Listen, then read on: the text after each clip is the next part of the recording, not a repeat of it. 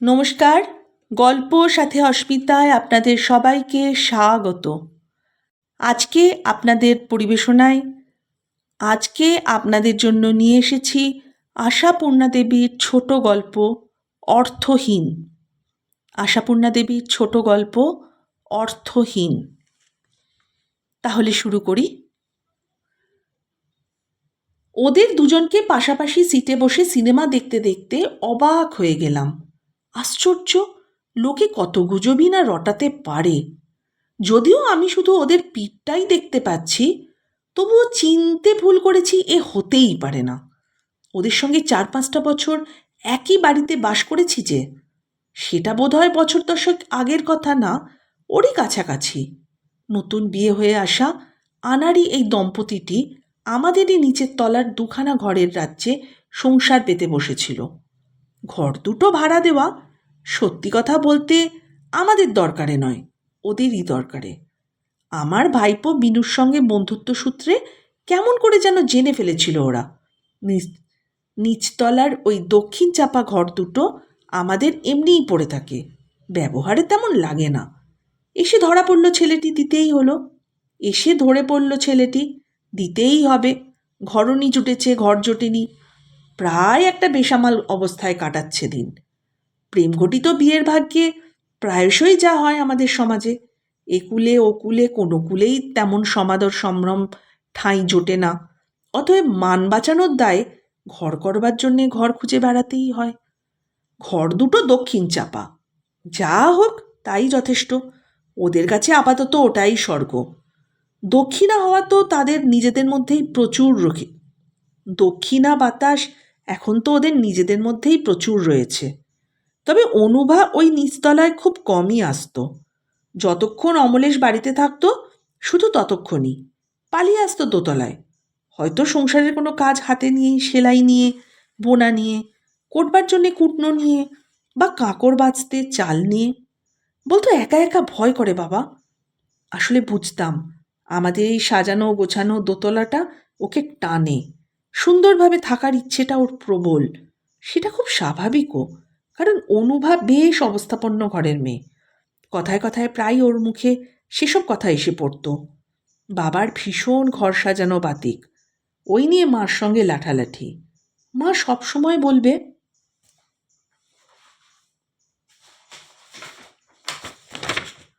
এত কি দরকার, এই তো বেশ সোফা সেটটি ছিল, আবার যে এগুলো কেন বদলাতে গেলে, আবার যে এগুলো কেন বদলাচ্ছ? গেরস্ত ঘরের ডানলোপিলোর গতিতে কি দরকার?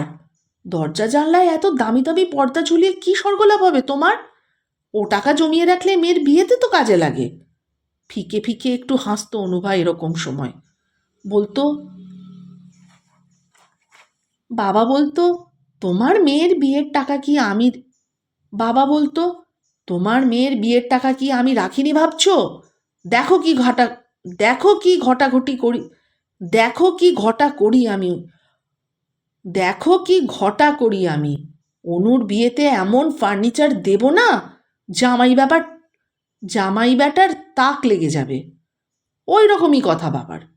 তারপর একটু হেসে উঠত। তা এমন বিয়ে ঘটল মেয়ের, বাবার কাছ থেকে লবডঙ্কা। এ হাসিটা যেন চেষ্টা করে জোরালো করা। আমি বললাম, তা হোক গে যাক, তোমার নিজেরই সব হবে, বাবার জামাই করবে সব, গাড়ি বাড়ি দামি ফার্নিচার। তাতে কিন্তু অনুভা অবিশ্বাসের হাসিও হাসত না, হতাশার কথাও বলতো না, বরং সোৎসাহী বলতো, আমিও তো তাই বলি ওকে, না হবার কি আছে, মানুষই তো করে সব। আমার বাবা কি একেবারে সেলফ মেড ম্যান, বাবার বাবা তো কিছুই ছিল না, বাবার তো কিছুই ছিল না, ও কেবল হেসে উড়িয়ে দেয়। আমি কিন্তু বিশ্বাস রাখি, তাছাড়া আমি নিজেও কিছু করব। বিয়েটা অবশ্যই পাশ করে হয়ে বিয়ে পরীক্ষাটা অবশ্য পাশ করা হয়নি আমার, তাতে কি, কত রকমের চাকরি আছে জগতে, মেয়েদের জন্য আজকাল অনেক দরজা খোলা। অবশ্যই অনুভার সামনে চট করে তেমন কোনো দরজা খুলে যায়নি, খোলার কথা বললে একটু ঘুলঘুলি বলা যায়, খোলার কথা বললে একটু ঘুরঘুলি বলা যায়। পাড়ার একটা সেলাই স্কুলে সেলাই শিক্ষিকার চাকরি জুটিয়েছিল একটা, যার মাইনে অঙ্কটা মুখে বলতে লজ্জা পায়। তবু অনুভা তাতেই খুশি, তবু তো কিছু একটু বাড়তি রোজগার। সেই বাড়তিটুকুর খেয়া নৌকায় সে তার ইচ্ছের সমুদ্রে পাড়ি দেবার সাধনা চালিয়ে চলেছিল। অনুভার সাধনায় তাদের সেই দক্ষিণা চাপা ছোট্ট ঘরটি দুজনে দিব্যরূপ ধারণ করেছিল। প্রথমেই একখানা পাখা ভাড়া করে ফেলেছিল অনুভা, তারপর সেই পাখার পেছন পেছন এলো পাখা মেলে উড়তে উড়তে এসে পড়েছিল, তারপর সেই পাখার পেছন পেছন উড়তে উড়তে চলে এসেছিল হালকা বেতের চেয়ার টেবিল, সুন্দর ছাপের ছিটের পর্দা, রং লাগিয়ে ভব্যসভ্য করা প্যাকিং কাঠের জাল আলমারি, বইয়ের র্যাক, ছোট টুকটাক শৌখিন জিনিস। অনুভার হাতের গুণে সামান্য উপকরণেই ঘরের চেহারা মনোরম হয়ে উঠেছিল। মনে আছে একদিন আমি হেসে বললাম, হা হা হা, বাবারে, তোমাদের এই সংসারের একটা নামকরণ করে ফেলো এবার। অনুভা অনেক উৎসাহ নিয়ে বলে উঠল, বেশ, আপনিই একটা নামকরণ করে দিন। আমি বললাম, ধরো সুখনির, কিংবা ভালোবাসার ঘর। শেষেরটাই সুন্দর, বলল অনুভা। অমলেশ হেসে বলল, ঠিক আছে, কালই তাহলে একটা সাইনবোর্ডের অর্ডার দিই, নামটা লিখিয়ে নিয়ে এসে দরজার মাথায় ঝুলিয়ে দিই। অনুভা রাগ দেখিয়ে বলল, সাইনবোর্ড? এ কি দোকান নাকি? নেমপ্লেট বলবে তো। ওই হলো, বলে হাসে অমলেশ। ভারী সুন্দর হাসিটা কিন্তু অমলেশের। কদিন পর একদিন সেরকমই হাসির সঙ্গে বলল, না, নেম প্লেটটার নাম বদল করতে হবে। অনুভা ঝলসে উঠে বলল, হলো কই, তাই বদল? আহা, একেবারে সঠিক নাম রাখাই তো ভালো। আমার তো মনে হয় নাম রাখা উচিত চাহিদা ঘর। তার মানে? অনুভা চোখ বড় বড় করে। মানে খুব সোজা, এই ঘরের চাহিদা তো পুরোতেই দেখছি না, একটা মিটলেই আরেকটা কিছুর বায়না। অতএব চাহিদাটা অবশ্যই ঘরের জন্যে, কিন্তু আসামি তো ঘরনি। কাজেই অনুভা রেগে রসাতল করে, বলে সাজিয়ে গুছিয়ে থাকতে ইচ্ছে করে না তোমার? আশ্চর্য মানুষ তো তুমি। অমলেশ বলে, ইচ্ছে কেন করবে না, কিন্তু কোথাও তো একটা থামতে হবে। এই তো বেশ সাজানো গোছানো হয়েছে, আবার তোমার ঘরের টেবিল ফ্যানের বায়না। অনুভার যুক্তি, সেই তো এক লড়বড়ে শব্দ, ঘ্যান ঘ্যানে ফ্যান মাথার ওপর ঘুরছে মাসের পর মাস, আর তার জন্য এক মুঠো করে ভাড়া যাচ্ছে, অথচ গোড়ায় একটু খরচ করলেই ইনস্টলমেন্টে পাখাটা কিনে ফেলা যায়। যুক্তিটা ফেলনা নয়, কিন্তু অমলেশ বলে, অবিরত যদি চাহিদার তালিকা বাড়তে থাকে, তাহলে সর্বশক্তি নিয়োগ করতে থেকেও সুখনিরটা কিন্তু আর রাখা যাবে না। তাহলে বলো কর্মক্ষেত্র অথবা রণক্ষেত্র। আমার ওতেই সুখ, বলে শেষ রায় দেয় অনুভা। অতএব মাস পড়লেই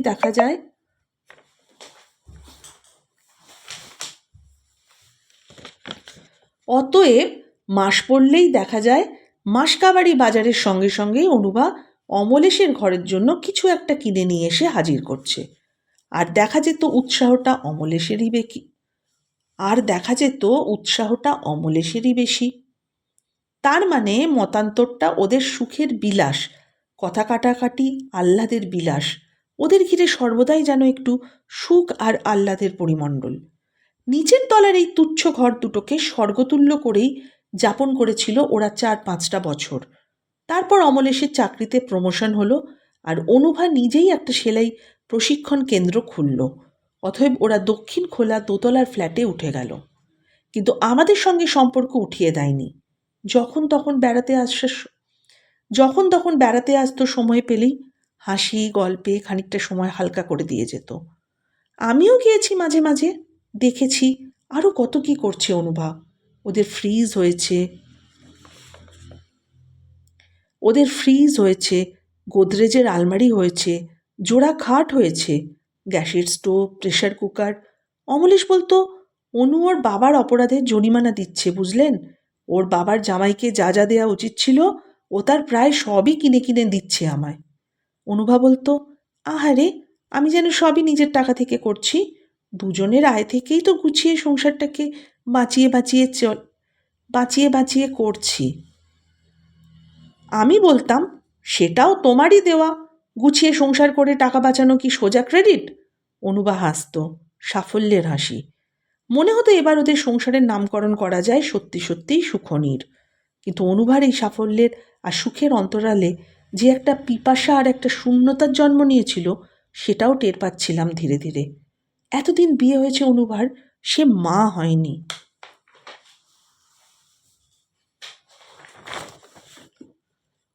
হঠাৎ একদিন বলে বসলো, এত সব করে আর কি বা লাভ হলো, মানে হয় না।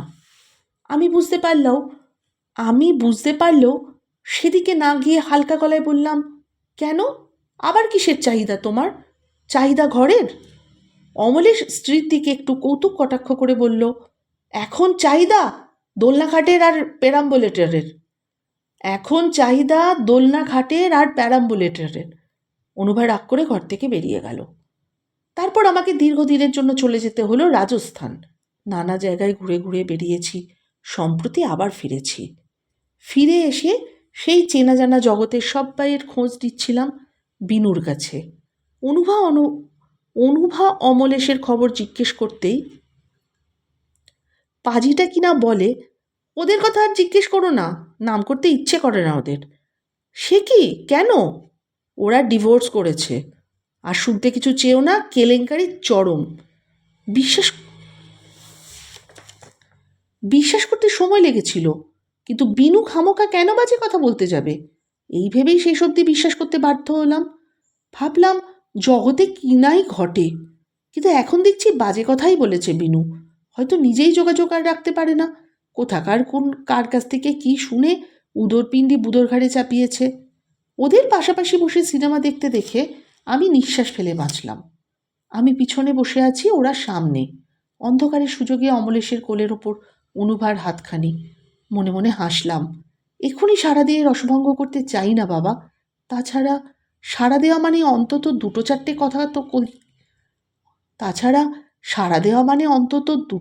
কথা তো বলতেই হবে। এক্ষণে পার্শ্ববর্তীরা বিরক্ত প্রকাশ করবে। সিনেমা হল যে কথা বলার জায়গা নয়, এইটি বোঝাতে 100টি কথা বলবে, তীক্ষ্ণ মন্তব্য করবে। অতএব ছবি শেষ হওয়া পর্যন্ত চুপচাপ থাকাই ভালো। হল থেকে বেরিয়েই না হয় কথা হবে। যথাসময়ে ছবি শেষ হলো, জনগণ মন ও সমাধা হলো। হল থেকে বেরোবার সময় ঠিক নজর রেখেছি। সিঁড়িতে নেবেই ডেকে উঠলাম, অনুভা। অনুভা চমকে এদিক ওদিক তাকিয়ে দেখল। আবার ডাকলাম, অনুভা। হঠাৎ দেখি অনুভা আর কোনো দিকে না তাকিয়ে তাড়াতাড়ি এগোচ্ছে। ব্যাপার কি? অনুভা ঠিক বুঝতে পারিনি যে আমি ডাকছি পেছন থেকে, ডাকটা পেছন থেকে আসছে। ও কী ভেবে সামনের দিকে এগোচ্ছে। অগত্যা আমাকেও দ্রুত এগোতে হলো এবং ধরেও ফেললাম। হেসে বললাম, ডাকটা কোন দিক থেকে এলো বুঝতে পারোনি বুঝি? অনুভার মুখে আমার উৎফুল্ল হাসির প্রতিবিম্ব দেখতে পেলাম না। একটু ফিকে হাসি হেসে বলল, বুঝতে পেরেছিলাম। অনুভার মুখটা শুকনো, রংটা মলিন, চোখ দুটো যেন নিষ্প্রভ। কোনো শোকের ব্যাপার নয় তো? বেচারির বাবা মা কি? বললাম, কোথায় আছো এখন? সেই ফ্ল্যাটটাতেই, না আবার বাসা বদল করেছ?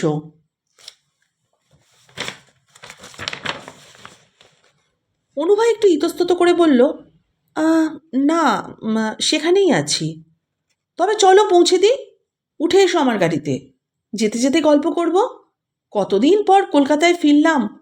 কই অমলেশ, কই, কোন দিক দিয়ে বেরোলো? আরে দেখো, আবার ট্যাক্সি ধরতে না ছোটে। ভিড় ঠেলে ঠেলে বেরিয়ে আসছিলাম, তাকাচ্ছিলাম এদিক ওদিক। অমলেশকে কোথাও তো দেখতে পাচ্ছি না। হঠাৎ যেন চোখের বাইরে চলে গেল। অনুভা কিন্তু চলছে নির্বিকার। আমার গাড়ির কাছে এসে পড়ে শশব্যস্তভাবে আমি বললাম, আমার গাড়ির কাছে এসে পড়ায় আমি শশব্যস্তভাবে বললাম, কোন দিকে গেল অমলেশ? আমি সেই ট্যাক্সি ধরার কথাই ভাবছিলাম। আমি সেই ট্যাক্সি ধরার কথাই ভাবছিলাম। অনুভা গাড়ির দরজায় হাত রেখে আমার চোখে চোখ না ফেলে অদ্ভুত একটা বর্ণহীন স্বরে বলল, আহ, ওর বাড়ি চলে গেছে। বর্ণহীন স্বরে বলল, ও ওর বাড়ি চলে গেছে। আমার সারা শরীরটা হঠাৎ কাঁটা দিয়ে উঠল। আমার বিনুর কথা মনে পড়ে গেল। কিন্তু কিন্তু তাহলে এই মানে একত্রে সিনেমা একত্রে সিনেমা দেখতে এসেছিলাম। অন্ধকারের সুযোগ কোলের ওপর হাত রাখা, এটা কি রহস্য? রহস্যভেদ হলো আস্তে আস্তে। অনুভাকে গাড়িতে তুলে নিয়ে ওর ফ্ল্যাটেই এলাম। সেই দক্ষিণ খোলা দোতলার ফ্ল্যাট, সেই খাট, সেই আলমারি, ফ্রিজ, গ্যাস প্রেশার কুকার, আলগা সেলফ সম্বলিত দুঘরের সংসার। যেখানে যেমন সাজানো ছিল ঠিক তাই রয়েছে, শুধু সব কিছুর ওপর ধুলো, শুধু ধুলো আর ধুলো। পর্দা, কুশন, বেড কভার সব ময়লা। শুধু সংসারের মধ্যে একজন মাত্র। হ্যাঁ, বিনুদার কথাই ঠিক। হ্যাঁ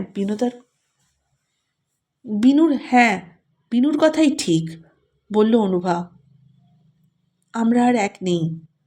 রুদ্ধশ্বাসে বলি, কিন্তু এটা কি করে সম্ভব হলো অনুভা? অনুভা আস্তে আস্তে বলল, আমিও এখন তাই ভাবি কি করে সম্ভব হলো, অথচ হয়েও তো গেল। কিন্তু এত বড় একটা ব্যাপারের কারণ তো কিছু থাকবে, আমি বললাম। অনুভা বলল, কারণ কিছু ছিল না, কারণ সৃষ্টি করা হলো। অনুভা কেমন যেন একটা অদ্ভুত হেসে বলল, আইনও যেমন আছে তেমনি আইনের ফাঁকও আছে। ইচ্ছে করে চেষ্টা করে দোষী সাজল, অথচ। অনুভা মাথা হেঁট করে বলল, সব দোষ আমারই। হঠাৎ একটা নিস্তব্ধতা নেমে এলো। আমিও চুপ, অনুভাও চুপ। কিছুক্ষণ পর অনুভাই আবার বলল, ভূতে পাওয়া। কথাটার হাসির বলেই জানতাম কথাটা হাসির বলেই জানতাম। দেখলাম কথাটা হেসে ওড়াবার নয়, নিজের জীবনেই দেখলাম। ভূতেই পেয়েছিল আমায়। এখন ভাবি কি নির্লজ্জতাই না করেছি, অথচ তখন মনে হয়েছিল বাচ্চা কাচ্চাহীন সংসার একেবারে অর্থহীন। আমার মনে হয়েছিল এই না হওয়ার জন্যে ওই দায়ী। ও ত্রুটির জন্যে আমার জীবনের সম্পূর্ণতা এলো না। অন্ধের মতো ওর ভাবনাটার মধ্যেই নিজেকে একেবারে সমর্পণ করে বসলাম। আর কি যে এক নিষ্ঠুরতায় পেয়ে বসলো আমায়। উঠতে বসতে অভিযোগ, অসন্তোষ শুরু করে দিলাম ওর ওপর। অনুভব ম্লান হাসির সঙ্গে বলল, আপনিই হয়তো আমাকে খুব নির্লজ্জ ভাবছেন। আর সত্যিই তো, নির্লজ্জ না হলে ডাক্তারের কাছে ছোটাছুটি করি। ও কেবলই বলে ও কেবলই বলেছে ঈশ্বর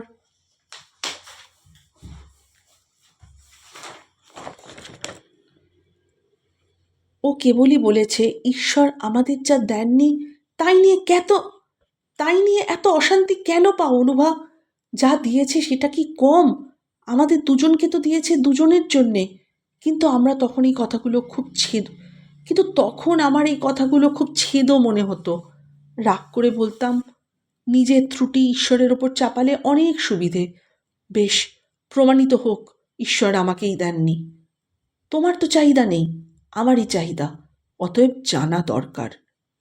আমিও সিঁদুরবিহীন স্মৃতি সম্বলিত হেঁট করা মাথাটার দিকে তাকিয়ে বললাম, থাক অনুভা, তোমার বলতে কষ্ট হচ্ছে। সিঁদুর পরাটা অনুভার একটা আর্ট ছিল, খুব সরু অথচ অনেকটা টানা, কপালের ওপর থেকে একেবারে প্রায় মাথার পিছন পর্যন্ত, যেন সিথিটাই প্রায় অস্পষ্ট। অনুভা আবার কুমারী জীবনে ফিরে গেছে? অনুভা আস্তে আস্তে বলল, প্রকৃত কথাটা কাউকে বলতে না পারা আরও কষ্ট। নিজের অপরাধের ভার বয়ে বয়ে থামলো একটু, তারপর আবার বলতে লাগলো, সে যাক, ডাক্তারের কাছে যাওয়া হলো। ডাক্তার বলল ত্রুটি আমারই মধ্যে, মা হওয়ার যোগ্যতা যে আমার নেই। এই রায় শুনে লজ্জায়, দুঃখে, অপমানে হঠাৎ ক্ষেপে উঠলাম আমি। এতদিন ধরে ওকে আমি যা যা বলেছি, যত কিছু অভিযোগ করেছি, তাকে ধিক্কার আর গ্লানি যেন বুকের মধ্যে হাতুড়ি বসাতে লাগলো। সেই আঘাতের যন্ত্রণা সহ্য করতে পারলাম না। জ্বালায় ছটফটিয়ে বলে বসলাম, ডাক্তারের সঙ্গে ষড়যন্ত্র করতে বা অসুবিধে কি? ঘুষ দিতে পারলে সবাইকে কেনা যায়। শুনেও হঠাৎ যেন পাথর হয়ে গেল। কতদিন কত নিষ্ঠুর কথা বলেছি, অথচ রূঢ় ব্যবহার করেছি। এরকম মুখ কোনোদিনও দেখিনি। অনেকক্ষণ এইভাবে বসে থেকে শুধু বলল, বিশ্বাস চলে গেলে আর কি থাকে অনুভা? তারপর থেকে ও একেবারে আমার সংস্রব ত্যাগ করল। কোথায় থাকে, কোথায় খায়, মাঝে মাঝে এসে টেবিলের ওপর কিছু টাকা রেখে চলে যায়, কথা বলে না। সেই অপমানের টাকা আমিই বা নেব কি করে, আর নিয়েই বা কি করব? আমি কি রাঁধছি আর খাচ্ছি? দিনের পর দিন শুধু চা খেয়েই কাটিয়ে দিচ্ছি। ভয়ানক একটা অভিমানে আমিও আজ পাথর। না হয় মুখ ফসকে একটা কথা বলেই ফেলেছি, তার কি ক্ষমা নেই? কিন্তু ক্ষমা তো দূরের কথা, ও অন্য পথ ধরল, অর্থাৎ উচ্ছন্নের পথ ধরল। আমারই সেলাই স্কুলের একটা বাচাল বিধবা মেয়ের সঙ্গে এমন বাড়াবাড়ি মেলামেশা করতে শুরু করলো যে লোকের মুখে মুখ দেখানো ভার যে লোকের কাছে মুখ দেখানো ভার হয়ে উঠল। মেয়েটাকে স্কুল থেকে তাড়িয়ে দিলাম, কিন্তু সে উল্টো চাপ দিয়ে শাসিয়ে গেল নালিশ করবে। কারণ কারণ না, সে কথা মুখে আনতে পারছি না আপনার সামনে। কারণ কারণ না, সে কথা মুখে আনতে পারছি না আপনার সামনে। হ্যাঁ, এভাবেই শোধ নিল অমলেশ। নিজেকে ধ্বংস করে প্রমাণ করল সে খাঁটি। কিন্তু আমি তখন মরিয়া। ও যে এভাবে শোধ দিতে পারে এ আমার ধারণার বাইরে ছিল। কিন্তু এখন ভাবি কেনই বা কিন্তু এখন ভাবি অমলেশও তো রক্ত মাংসের মানুষ। ওকে আমি যে অপমান করেছি তার তো পরিমাপ হয় না। কিংবা কিংবা ওরও আর ফেরার পথ ছিল না। তারপর সে অনেক নির্লজ্জ কাহিনী, নিজের চরিত্রহীনতা প্রমাণ করে নিজেই ও আমাকে দিয়ে ডিভোর্সের মামলা আনাতে বাধ্য করলো, কারণ ওই মেয়েটা তখন ওকে বিয়ে করতে বাধ্য করাচ্ছে। তারপর তারপর তারপর তারপর আর কি? এই তো দেখছেন, সেলাই স্কুলটা ভালোই চলছে, কাজেই আমারও চলে যাচ্ছে। কাজেই আমারও চলে যাচ্ছে। আর অমলেশ? বলে ফেলি আমি। অনুভা আস্তে আস্তে বলে, সেই তার সঙ্গেই আছে। বড়লোক বড়লোকের একমাত্র মেয়ে, অল্প বয়সে বিধবা হয়েছিল তো, তাই শূন্যতা কমাতে সেলাই শিখতে এসেছিল। এখন তো আবার সধবা হয়েছে, স্বামী পুত্র নিয়ে সুখে আছে। অনুভার কথার ভঙ্গিতে যেন অঙ্ক মিলিয়ে ফেলার নিশ্চয়তা। কিন্তু অঙ্কটা মিলল কই? এই যে একটা ধাঁধার অঙ্ক হয়ে খোঁচা হয়ে দাঁড়িয়ে রইল। এতক্ষণে যা শুনলাম তার মধ্যে এই দুজনে সিনেমা দেখতে আসাটা কোথা থেকে এলো? সেটা সেটা নাকি দৈবের ঘটনা মাত্র। মানে মানে শুরুটা থেমে থেমে আস্তে আস্তে বলে অনুভা। যা বলল তার সারমর্ম দাঁড়ালো এটা যে, একা একা বাড়িতে সন্ধেবেলাটা অসহ্য লাগে বলে মাঝে মধ্যে সিনেমায় চলে আসতো অনুভা। হঠাৎ একদিন দেখতে পেল পাশের সিটের লোকটা অমলেশ। বুঝতে পেরে ছুটে পালিয়ে যেতে চেয়েছিল অনুভা। তারপরই ভাবল, কেন যাব? ওকে তো তাহলে অনেক মূল্য দেওয়া হয়। চেপে বসে থাকবো শেষ পর্যন্ত, দেখি ও কী করে। কিছুই করেনি অমলেশ। বুঝতে পেরেছে, এমনও বোঝা যায়নি। শুধু উঠে দাঁড়িয়ে পড়ার আগে একটু আস্তে আস্তে করে বলেছিল, কত আজে বাজে লোকই তো পাশে বসে। অনুভা কিছু বলতে পারেনি। ঠিক সেই সময় অনুভার গলাটা যেন বুঝে গিয়েছিল। বাড়ি ফিরে অনুভা ঠিক করল আর কোনোদিনও সিনেমা যাবে না।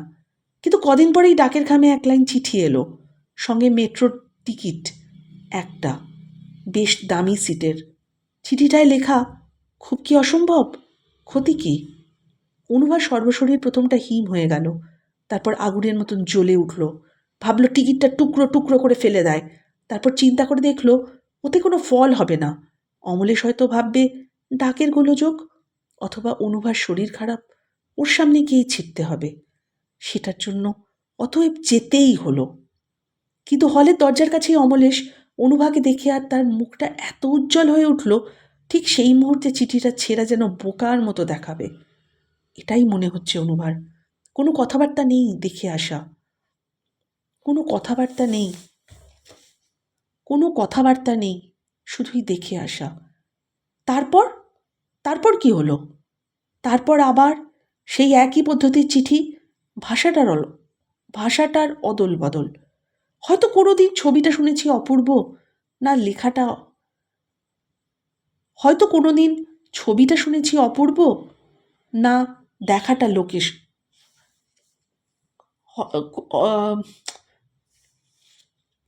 হয়তো কোনো দিন ছবিটা শুনেছি অপূর্ব, না দেখাটা লোকসান।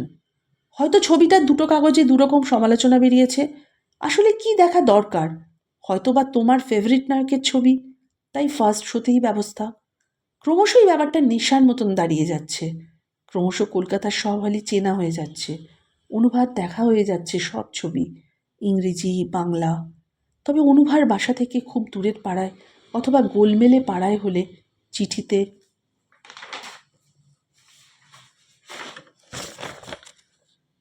থাকে, গড়িয়াহাট ব্রিজের ডান দিকে অপেক্ষা করো। এ হলটা খুঁজে বার করা তোমার পক্ষে শক্ত। গড়িয়াহাট ব্রিজটা অনুবাদের বাসার নিতান্ত নিকটে। নতুন কোনো ছবির সন্ধান না পেলে মাঝে মাঝে উত্তর কলকাতায় চলে যায় থিয়েটারে। ওই অঞ্চলে চেনা জানা কেউ তেমন নেই, তবে বেশ নিশ্চিন্তেই বসে, দামি সিটে। অমলেশের এখন চাকরিতে অনেক উন্নতি হয়েছে। প্রথম প্রথম ফেরবার সময় অমলেশ খানিকটা পথ একসঙ্গে এসে কখনো একখানে ছেড়ে দিয়ে যেত অনুভাকে। অনুভা এখন প্রায় দরজা পর্যন্ত পৌঁছে দিয়ে যায়। অনুভাকে এখন প্রায় দরজা পর্যন্ত পৌঁছে দিয়ে যায় বাড়ির। অবশ্য বাড়ির মধ্যে ঢোকে না কোনো দিন। এখন অমলেশ কোম্পানি থেকে একটা ছোট গাড়ি পেয়েছে নিজের ব্যবহারের জন্য। অফিস ফেরত নিজস্ব জগতের পর্ব সেরে রাত করে বাড়ি ফেরাই ওর রীতি। ড্রাইভার নেয়নি, নিজেই চালায়। অতএব ওর গতিবিধির খবর ওর নিজেরই হাতে। কিন্তু আজ আজ আপনাকে দেখে তাড়াতাড়ি পালালো। একটু হাসির মতো করে বলল অনুভা, যেন কোনো ছোট ছেলের দুষ্টুমির কথা বলল কৌতুকের ভঙ্গিতে। আজ আজ আপনাকে দেখে তাড়াতাড়ি পালালো। একটু হাসির মতো করে বলল অনুভা, যেন কোনো ছোট ছেলের দুষ্টুমির কথা বলল কৌতুকের ভঙ্গিতে। আমি ওর মুখটা কিন্তু দেখতে পাচ্ছিলাম। ওর ঘাটটা জানলার দিকে ঘোরানো ছিল।